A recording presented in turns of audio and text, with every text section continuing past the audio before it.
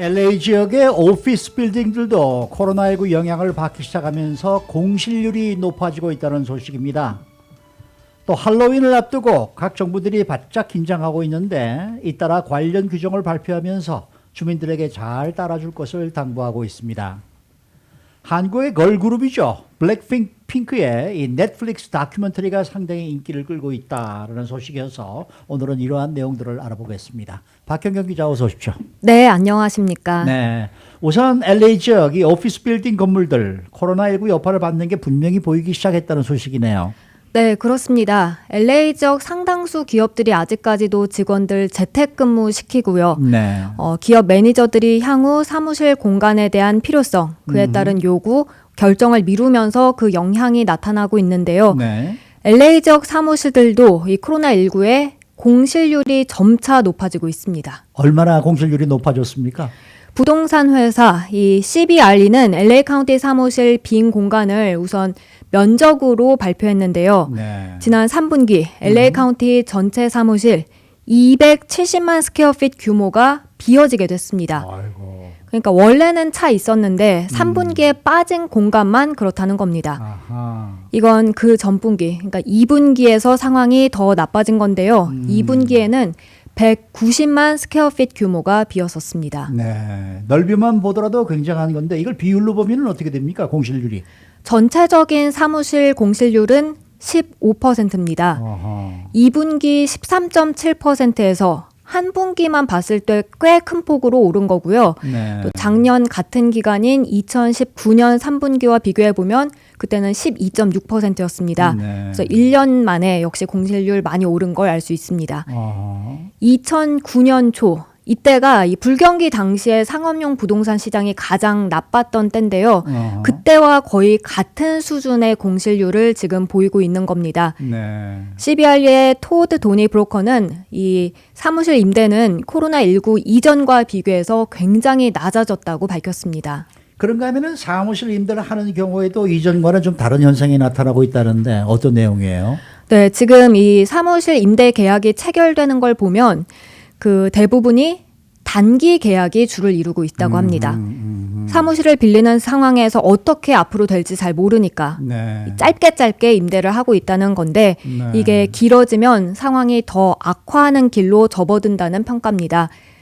여기에 더해서 서블리스도 그렇게 많이 늘어났습니다. 네, 네. 이미 장기 계약으로 사무실을 빌려놓긴 했는데 그걸 다 쓰지 못하고 있고 그런 테넌트들이 많습니다. 직원들이 네. 재택근무 계속 하다 보면 그렇죠. 그렇겠죠. 팬데믹 이후 괜한 공간이 남아 도는 건데 그럼 아까우니까 이제 서블리스를 주고요. 그럼 사무실 하나 다 빌리긴 너무 부담스럽지만 사무실 공간이 있길 원하는 그런 세입자들은 이걸 서블리스로 들어가죠.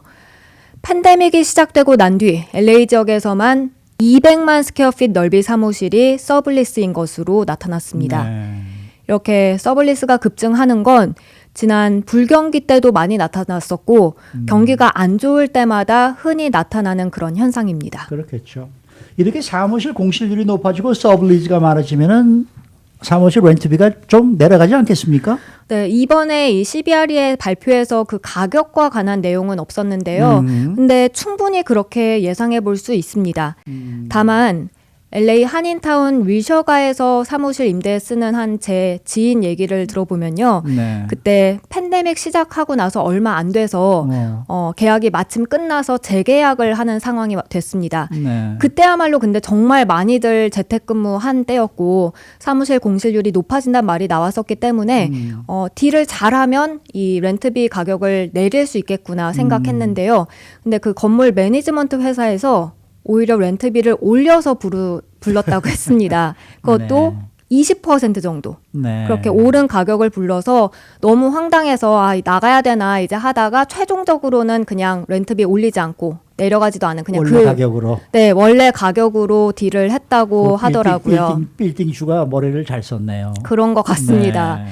그래서 지금으로부터 그게 좀 된 얘기고 몇 달 정도 지났기 때문에 그리고 공실이 지금은 더 많아졌다고 하니까 앞으로 가격이 내려가지 않을까 생각해 볼 수는 있겠지만 또 그게 지역마다 다를 수 있겠고요. 네. 근데 이런 가운데 이사하기가 상대적으로 괜찮은 그런 회사들은 확실히 좀 더 저렴한 지역 쪽으로 그런 쪽으로 오피스를 찾아서 이사할 계획을 갖고 있습니다. 네, 네.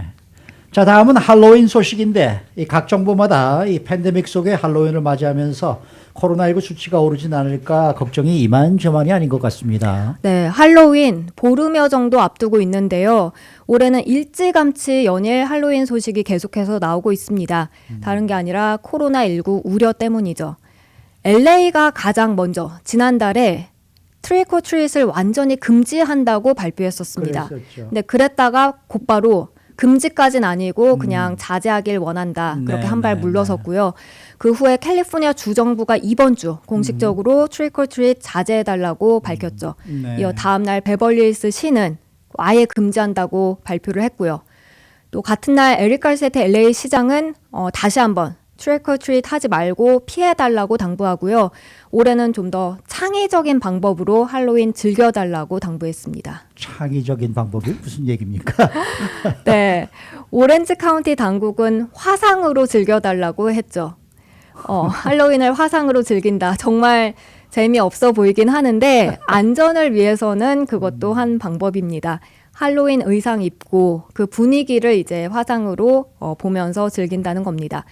그리고 트릭 오 트릿은 하지 못하더라도 그 자신의 집 앞을 꾸미는 건 할 수 있습니다. 주택가들 보면 이제 마당에 할로윈 장식품들로 가득 그렇게 꾸며놨죠. 하죠. 그래서 많이들 하죠. 이런 거는 지나가면서 사람들이 충분한 거리 유지하면서 보면서 할로윈 즐길 수 있게 하는 방법이고요. 근데 사실 이런 건 창의적이다라고 하긴 어렵잖아요. 제가 본 창의적인 그런 할로윈 즐기는 방법. 오렌지 카운티 헌팅턴 비치의 한 카워시 보니까요. 네. 그 카워시의 차에 운전자 그대로 남아있고 이렇게 그렇죠, 들어가는 그렇죠. 곳 네, 있죠? 네, 있죠, 있죠. 거기를 약간 할로윈 헌티드 하우스처럼 꾸며놨습니다. 아하. 터널 오브 테러라고 해서 들어가는 입구부터 그렇게 좀 꾸며놓고 그 안에 차 타고 들어가면 이제 좀 불빛도 으스스하게 만들어 놓고 귀신 같은 마네킹도 거기 설치해 놓고 여기서 일부러 이렇게 이용하는 고객들은 요즘 팬데믹에 할로윈을 즐길 수 있는 완벽한 곳이라면서 꽤 좋아하는 모습이었습니다. 네.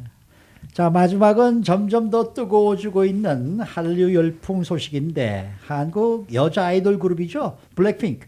이 넷플릭스 다큐멘터리가 큰 인기를 끌고 있다는데요. 네, 사실 요즘 뭐 주류 방송 보거나 주류 신문 보면서 한국 아이돌 소식 나오는 건 이전에 비해서 정말 자주 흔히 볼 수 있습니다. 그렇죠. 예전엔 그렇게 한 번 나오면 저희도 크게 보도를 해드렸는데 지금은 그걸 일일이 다 전해드리기 어려울 정도로 자주자주 등장합니다.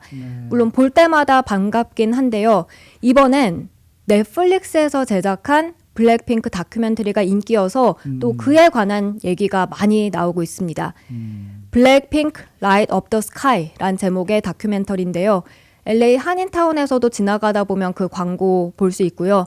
넷플릭스에서도 탑 5일 정도로 꽤 인기가 큽니다. 그래서 LA 타임스, CNN, 워싱턴 포스트 등등 주류 언론들에서 관련 리뷰를 전하고 있습니다. 글쎄 많이 나오고 있더라고요. 근데 이게 다큐멘터리니까 블랙핑크가 처음부터 어떻게 만들어졌고 지금까지 걸어온 발자취 뭐 이런 걸 지금 그린 다큐멘터리인가요? 네네. 이 2016년 데뷔 때부터 지금 세계적인 스타가 되기까지 그거 다 담고 있고 그리고 그 이전에 이제 연습생 시절 또 멤버 한 명 한 명이 어디에서 태어났고 어디서 자랐는지 그 배경 등등. 그래서 소소한 생활부터 그 콘서트, 화려한 무대 위까지 다 이제 모습을 담았는데요. 사실 한국 사람이라면 대부분 어느 정도는 알고 있을 법한 그런 내용이긴 합니다. 아이돌 그룹들이 처음에 기획사 연습생 되기 위해서 오디션 참가하고 그렇게 거기에 뽑히는 것조차 사실 굉장히 힘들고 연습생 돼서도 숙소 생활하면서 새벽부터 늦은 밤까지 연습하고 노래 연습, 춤 연습, 그리고 뭐 체중 관리 등등 치열하게 해서 그 연습생들조차도 매달 테스트 봐가면서 거기서 넘지 못하는 연습생들은 또 떠날 수밖에 없고 이야. 역시 블랙핑크도 이런 경험을 했고 그 경험을 바탕으로 어떻게 지금 자리에 올라섰는지 그리고 블랙핑크는 다른 한국 걸그룹들과는 다른 어떤 개성을 갖고 있는지 이런 다큐멘터리인데 그런 한국의 그런 아이돌 그룹의 그런 분위기를 좀 알고 봐도 꽤 재밌습니다. 더 흥미로운 거는 LA 타임즈의 리뷰라면서요. 네, LA 타임스는 K-팝의 커튼 뒤 놀라울 정도로 친밀감이 느껴지는 모습을 담았다고 전했는데요. 그 후에 이제 두 가지 포인트가 눈에 띕니다.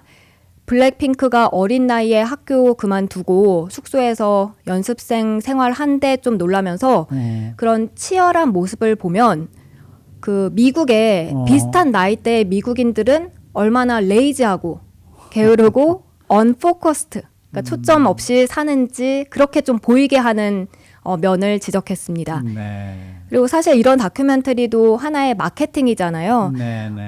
다큐멘터리 이그제큐티브 프로듀서 가운데 한 명이 YG, 이 블랙핑크 소속사 YG의 치프 이그제큐티브라면서 LA 타임스는 마케팅 일환이라고 전하긴 했지만요. 그렇지만 다른 팝스타들의 그런 비슷한 다큐멘터리보다 훨씬 더 진실되게 느껴진다고 평가했습니다. 네. 그러면서 저스틴 비버의 유튜브 시리즈 시즌3를 예로 들면서 그것보다 훨씬 진정성이 느껴진다고 전했습니다. 네. 그래서 이 블랙핑크의 음악을 다룬 다큐멘터리가 오히려 음악보다 더 흥미롭게 느껴진다고 꽤 높게 평가했습니다. 네. 넷플릭스에 있어요? 네, 그렇습니다. 저도 한번 봐야 되겠네. 수고 많으셨습니다. 네, 고맙습니다. 박현경 기자였습니다.